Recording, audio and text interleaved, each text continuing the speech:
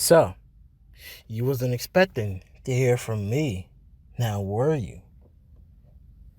Good evening, everyone. This is the voice of SRW. This is also the former Voltage GM, Roman Bedlam. And to tell you that I've had a interesting about 6 or so months will be an understatement. Since the quake brought up not even my issues, my sister's past, it forced me to do something that I don't think a lot of people were ready for me to do. I just had to disappear because I didn't feel like I needed to be here. Because the last time my past was brought up, someone that I loved dearly got hurt. And I'll get into that very soon. And I'll get into that challenge Mix X decided to lay down. But I wanted people to know that I have been watching for quite a few months now. I have not taken my eyes away from what's been going on. I have also had ears telling me that people in CCL blame me and Jason Brown for what happened with Tiger's Den and Sushi X. And I want to tell those people, you can eat a dick. Because quite honestly, you don't know shit about what I've had to deal with in my life.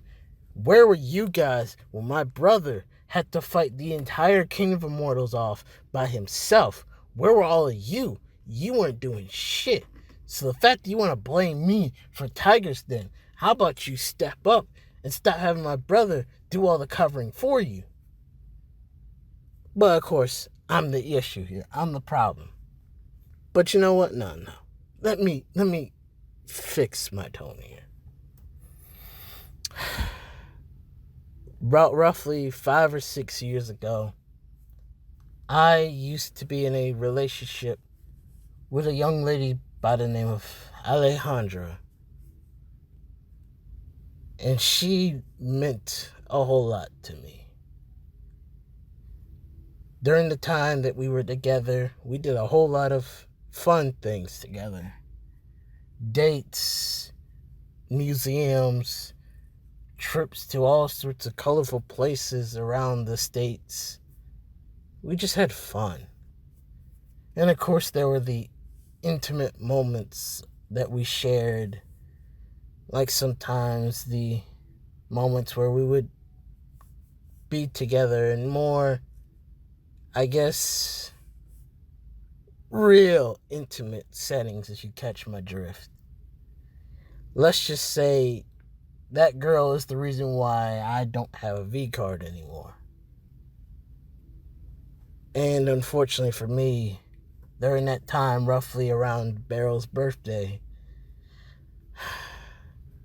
her and her family were gunned down by my own father.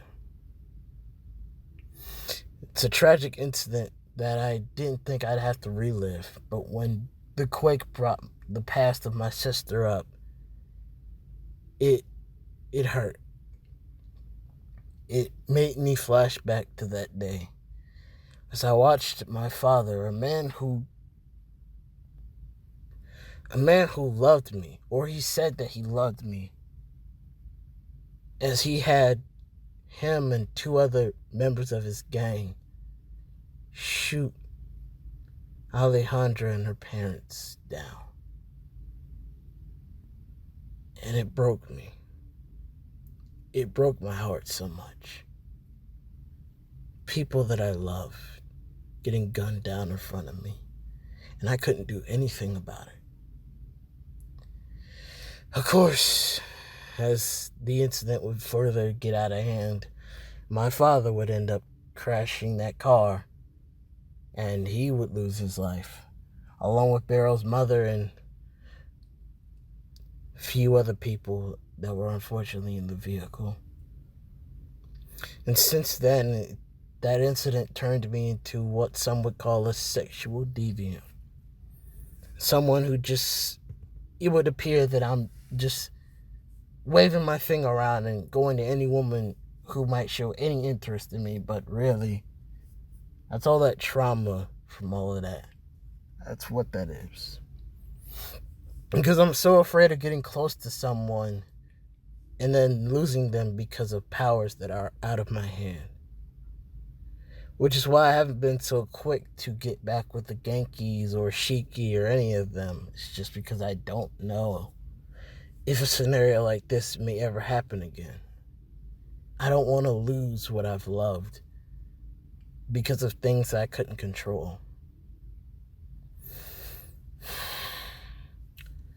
It's a very uncomfortable story that I didn't want to tell, but it seems like Gnarly and Tiger's Den have forced my hand.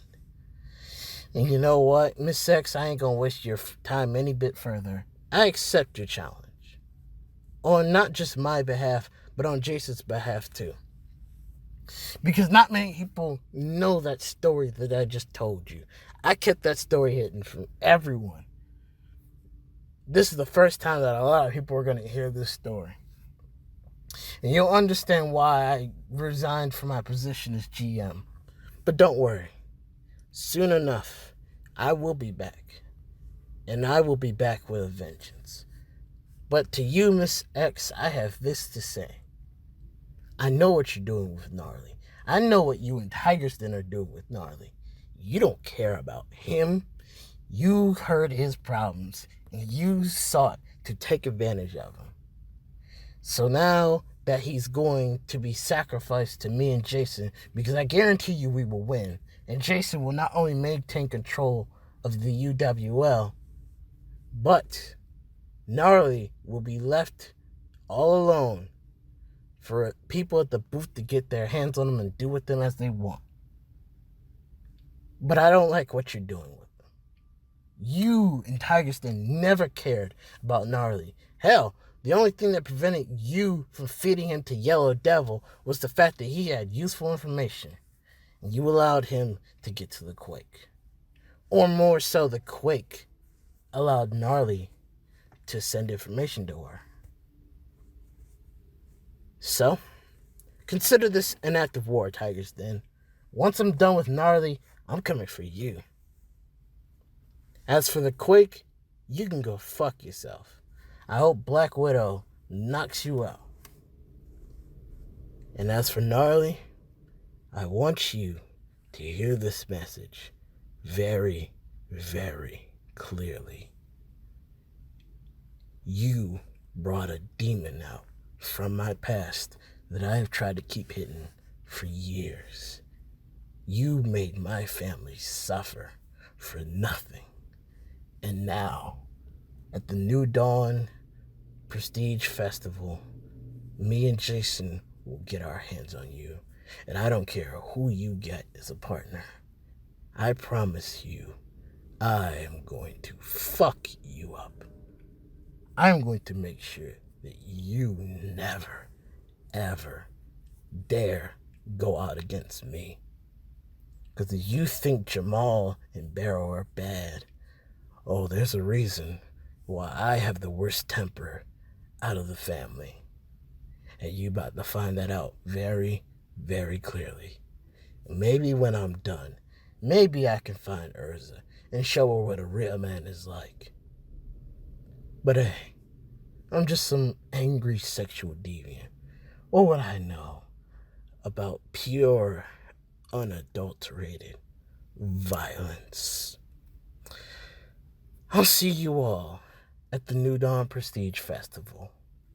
Or should we more appropriately call it the death of Gnarly Anderson?